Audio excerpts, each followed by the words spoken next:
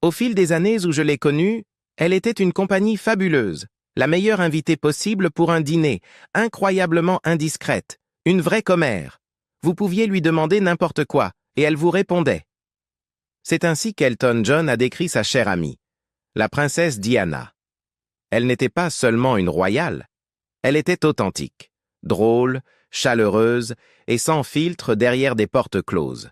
Mais même sous le regard constant du monde entier, il y avait des choses à son sujet qui restaient un mystère. Jusqu'à maintenant. Elton vient de révéler quelque chose sur Diana que personne ne savait auparavant. Quelque chose qui pourrait bien changer à jamais la façon dont nous nous souvenons d'elle.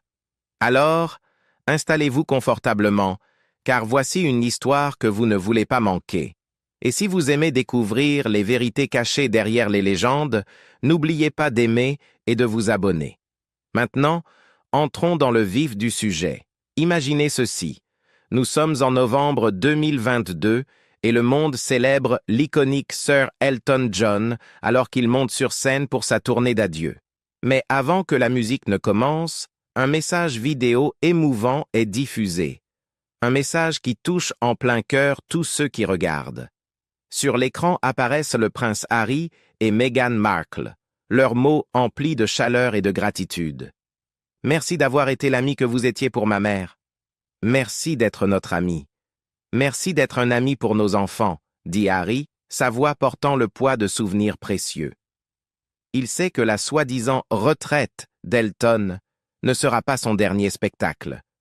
Nous t'aimons, et félicitations pour une carrière incroyable. Maintenant, revenons en arrière. Ce n'est pas juste un hommage de célébrité, c'est le témoignage d'une amitié qui a traversé les décennies entre triomphe et tragédie.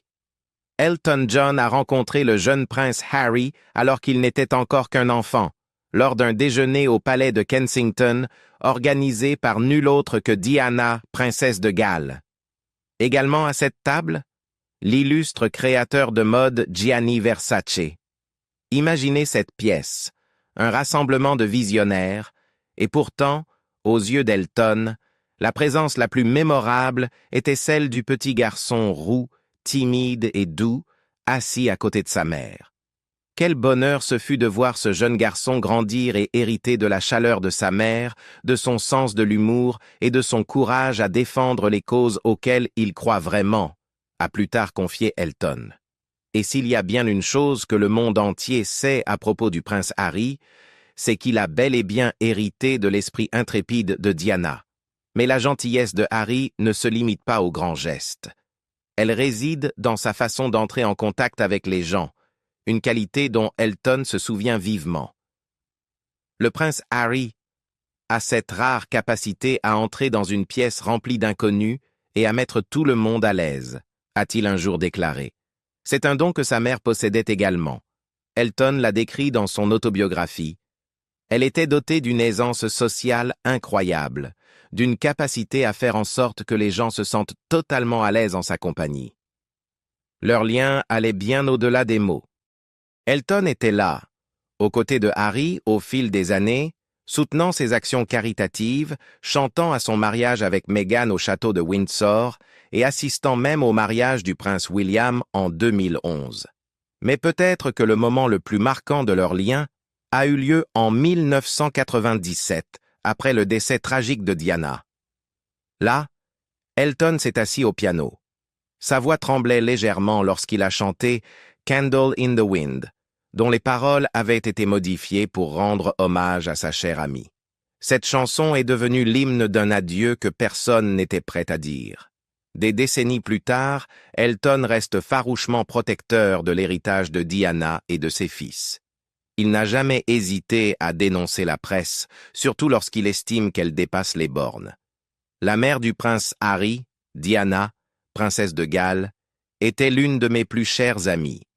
Je ressens un profond devoir de protéger Harry et sa famille contre l'intrusion médiatique excessive, a-t-il un jour affirmé. Et c'est cela, la véritable amitié. Elle ne prend jamais fin.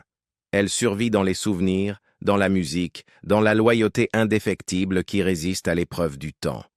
Alors, tandis que nous célébrons la carrière légendaire d'Elton John, nous prenons aussi un moment pour réfléchir à l'une des amitiés les plus extraordinaires de tous les temps, celle entre Elton John et la princesse Diana. Un lien fait d'amour, de loyauté et d'un désir commun de rendre le monde un peu plus bienveillant. Et si vous pensez que leur histoire s'arrête là, oh, attendez un peu. Parce qu'avec Elton John et Diana, il y a toujours plus à se rappeler. Diana n'était pas seulement une royale, elle était une force de la nature, une inspiration pour des millions de personnes. Les gens l'adoraient non seulement pour sa beauté et sa grâce, mais aussi pour sa gentillesse, sa chaleur et cette capacité rare à faire en sorte que chacun se sente vu. Et Elton John, il n'était pas juste un admirateur, il était l'un de ses amis les plus proches, un homme qui l'aimait pour ce qu'elle était vraiment. Leur amitié n'était un secret pour personne. Au fil des ans, on les voyait souvent ensemble lors d'événements prestigieux, mais ce n'était jamais qu'une question de paillettes et de glamour. Ils appréciaient sincèrement la compagnie de l'autre, partageant des éclats de rire, des conversations profondes et une compréhension mutuelle de ce que signifiait vivre sous le regard du public. Un moment inoubliable? Le concert emblématique de Live Aid en 1985. Alors que le monde entier suivait cet événement historique, en coulisses, Diana et Elton étaient dans leur propre bulle, discutant comme de vieux amis, totalement à l'aise. Elton a plus tard écrit à propos de Diana dans son autobiographie Me, publiée en 2019, où il la décrit comme une femme capable de captiver n'importe qui dans une pièce. Elle possédait un charisme incroyable, un don pour mettre les gens à l'aise, quel que soit leur statut. Elle était bénie d'une aisance sociale incroyable, d'une capacité à parler à n'importe qui, à donner l'impression d'être une personne ordinaire, a-t-il un jour confié dans une interview pour Time. Mais revenons un instant au début de leur amitié. Comment se sont-ils rencontrés? Eh bien, c'était un moment digne d'un film. L'année était 1981 et l'occasion. La fête organisée pour le 21e anniversaire du prince Andrew au château de Windsor. Elton avait été invité à se produire et, fidèle à lui-même, il était arrivé en avance. Mais en entrant dans la grande salle de bal, s'attendant à y trouver une foule en effervescence, il n'y avait qu'une seule personne, Diana. Et que firent-ils? Eh bien, dans une scène si charmante qu'elle semble irréelle, ils ont dansé le Charleston, juste tous les deux, seuls sur la piste de danse pendant 20 minutes entières. Vous imaginez? Pas de caméra, pas de protocole royal, juste une jeune princesse et une rockstar, riant et virevoltant comme s'ils étaient des amis de longue date, qui se connaissèrent depuis toujours. Elton se souviendra plus tard de cette nuit comme du début de quelque chose de vraiment spécial. Leur amitié ne fit que se renforcer au fil des années, un lien bâti sur la confiance, la loyauté et une volonté commune d'utiliser leur notoriété pour faire le bien.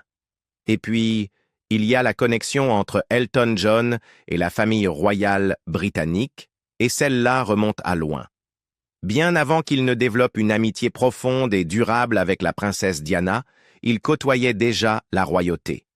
Mais comme vous allez bientôt le voir, ces premières rencontres n'étaient pas toujours aussi glamour qu'on pourrait l'imaginer. Revenons aux années 1970, quand un jeune et prometteur Elton John reçut une invitation au palais de Kensington. Son hôte? La princesse Margaret, la tante de Diana, connue pour son esprit libre et son amour de la musique. Maintenant, Elton n'était pas étranger au monde de la haute société, mais ce dîner-là, rien ne s'est déroulé sans encombre. Imaginez la scène, une somptueuse salle à manger royale, de la porcelaine fine sur la table, et Elton, déjà une étoile montante, honoré d'une invitation royale. Puis, en plein milieu du repas, Lord Snowdon, l'époux de la princesse Margaret, fait irruption dans la pièce. Et au lieu d'une salutation chaleureuse, il rugit « Où est mon foutu dîner ?» L'atmosphère se charge de tension. Une dispute éclate entre le couple royal, les voix s'élèvent, les émotions s'enflamment. Margaret, en larmes, quitte précipitamment la pièce. Elton, pris au milieu du drame, reste complètement abasourdi. Pas exactement l'expérience féerique que l'on s'attendrait à vivre au palais de Kensington, n'est-ce pas? Malgré cette soirée particulièrement mouvementée, Elton continua à être un invité régulier des événements royaux. Sa notoriété grandissante et son charme indéniable en firent un favori de plusieurs membres de la famille. Il entretenait même une relation amicale avec le prince Philippe et la reine Élisabeth II. D'ailleurs, Philippe, connu pour son franc-parler, ne put s'empêcher de lui faire une remarque sur sa voiture, une Aston Martin jaune vif. D'un ton moqueur, le duc d'Édimbourg lui lança « Ce truc te fait passer pour un fichu imbécile. Débarrasse-t'en. » Mais si Elton a côtoyé la royauté pendant des années, c'est surtout son amitié avec la princesse Diana qui a véritablement résisté à l'épreuve du temps. Ils adoraient les passer du temps ensemble, et on les voyait souvent lors de soirées exclusives et d'événements de prestige. Et en étant si proche de Diana, Elton eut un aperçu unique d'un phénomène fascinant, sa capacité à captiver absolument tout le monde dans une pièce. Il appelait cela l'effet Diana. Selon Elton, les hommes, qu'ils soient membres de la royauté, dirigeants du monde ou plus grandes stars d'Hollywood, étaient tout simplement incapables de lui résister. Et si vous avez besoin d'une preuve, attendez de découvrir cette histoire. Un soir, lors d'un dîner glamour, deux des plus grandes vedettes du cinéma de l'époque tombèrent complètement sous le charme de Diana, Richard Gere et Sylvester Stallone. Imaginez une salle remplie d'invités prestigieux, des conversations à la lueur des bougies, des éclats de rire, et au centre de tout cela, Diana, rayonnante d'élégance et de chaleur. Elton remarqua rapidement que Richard Gere et Sylvester Stallone ne se contentaient pas d'admirer Diana de loin. Ils semblaient littéralement rivaliser pour attirer son attention. L'ambiance se tendit, comme si ces deux acteurs s'étaient transformés en chevaliers d'une légende médiévale se disputant les faveurs d'une princesse. À un moment donné, Stallone en eut assez. Voyant que Gere semblait avoir conquis Diana, il quitta la pièce furieux, mais pas sans exprimer son agacement. Alors qu'il partait, il marmonna « Je ne serais jamais venu si j'avais su que le foutu prince charmant serait là. Si je l'avais voulu, je l'aurais eu. » Évidemment, Elton trouva cela extrêmement divertissant. Il raconta cet épisode dans son autobiographie Me, décrivant comment Diana avait le don de transformer même les plus grandes stars hollywoodiennes en adolescents transis d'amour. Mais c'était ça, la magie de Diana. Elle était d'une charisme naturel, sincèrement gentille, et sa présence pouvait désarmer même les célébrités les plus inaccessibles. Cependant, comme toute grande amitié, la leur ne fut pas exempte de tensions. Et dans les années 1990, un différend faillit les séparer définitivement. Imaginez cela. Elton et Diana, deux des figures les plus aimées de leur époque, soudainement en froid, non pas à cause d'un drame personnel, ni d'une rumeur, mais d'un livre.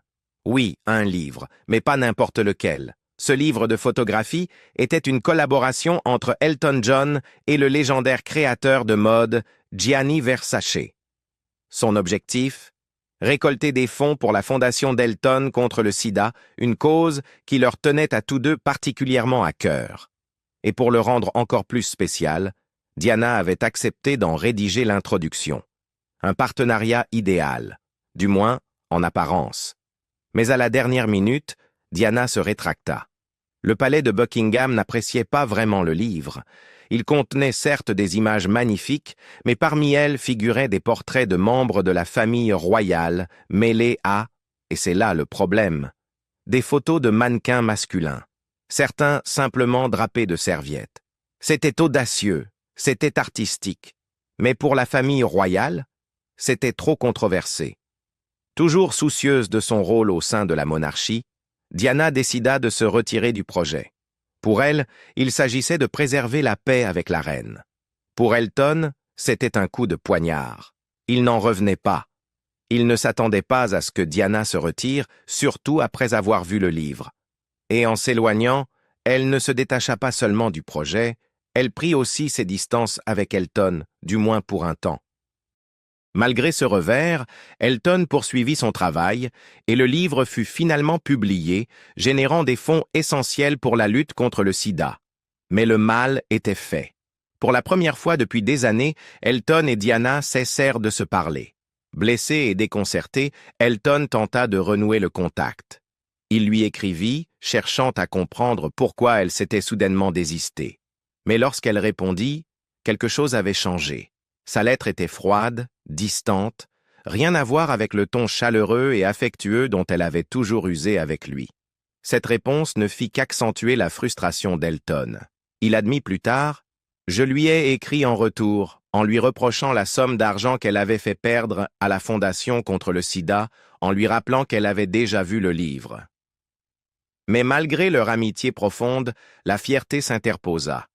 Aucun des deux ne fit le premier pas. Aucun ne décrocha le téléphone. Comme Elton le dira plus tard, c'est le genre de choses que font parfois les amis. Vous savez, ils sont trop fiers pour appeler. Heureusement, ce ne fut pas la fin de leur amitié.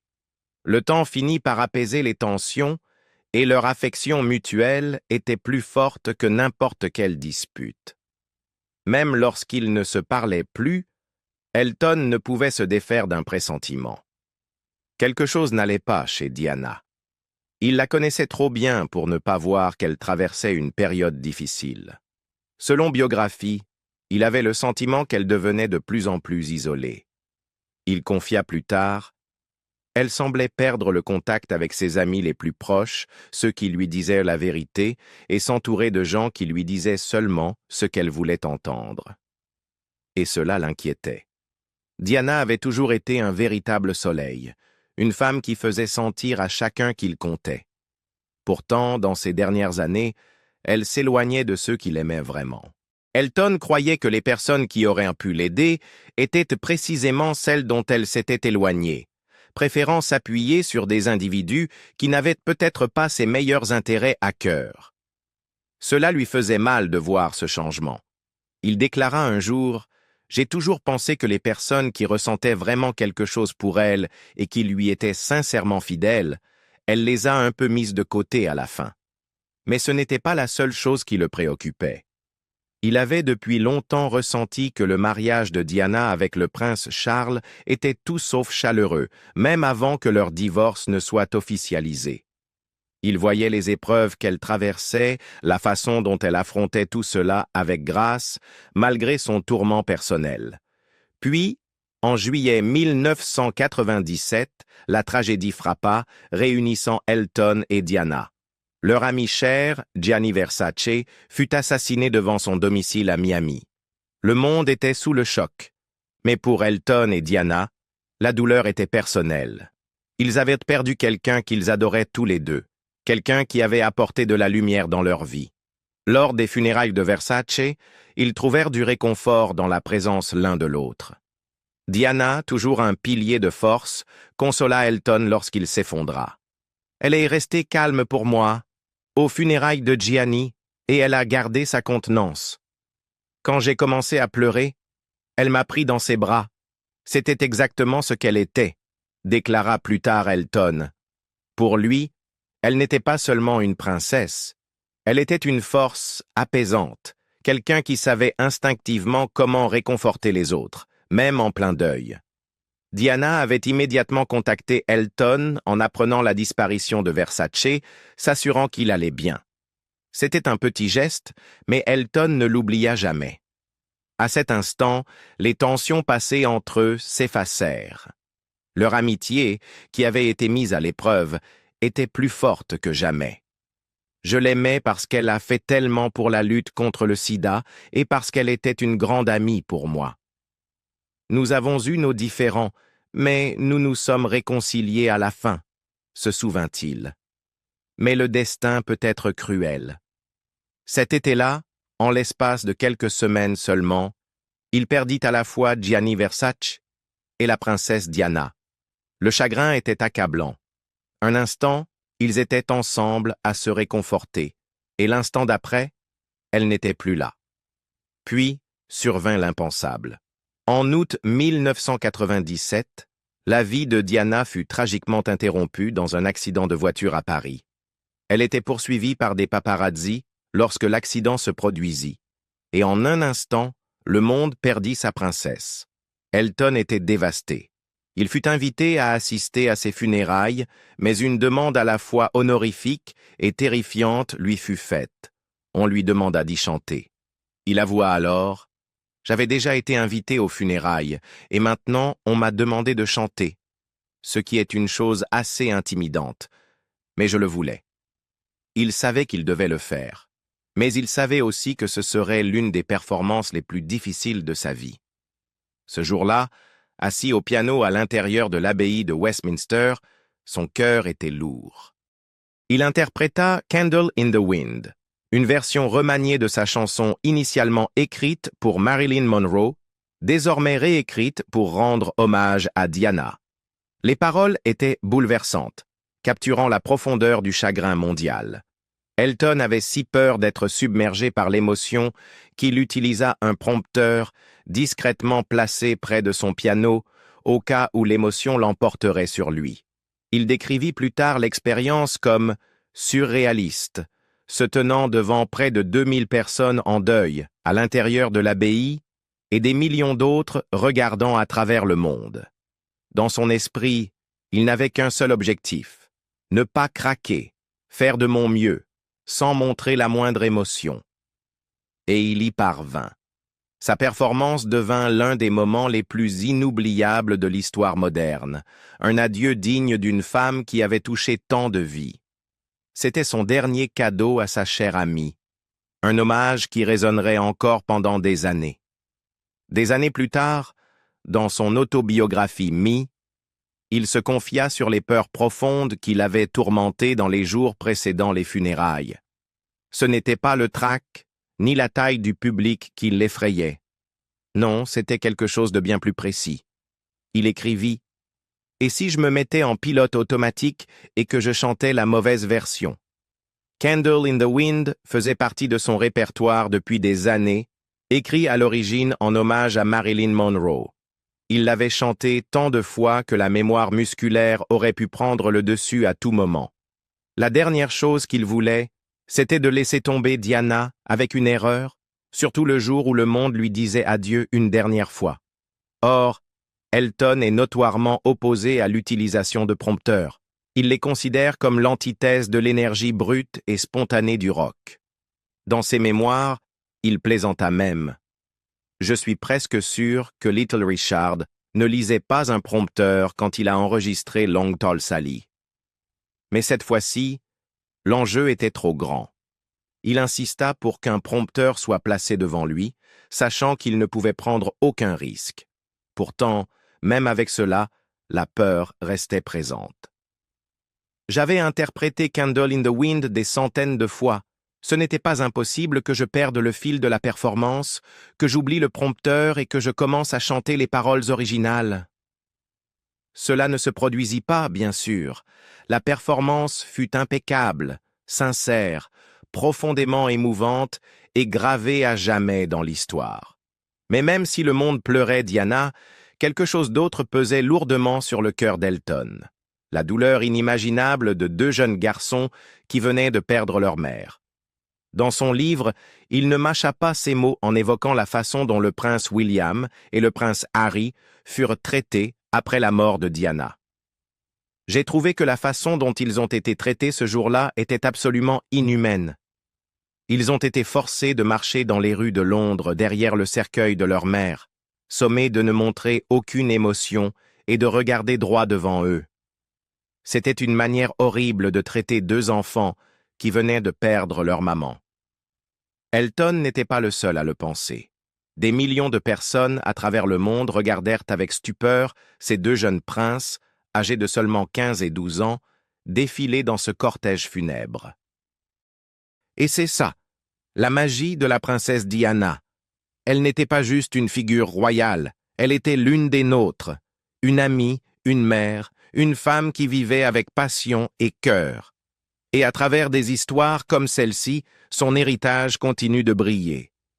Si vous avez apprécié cette plongée dans la vie de Diana et le lien inoubliable qu'elle partageait avec Elton, n'oubliez pas de liker, de vous abonner et d'activer la cloche des notifications pour ne manquer aucune histoire.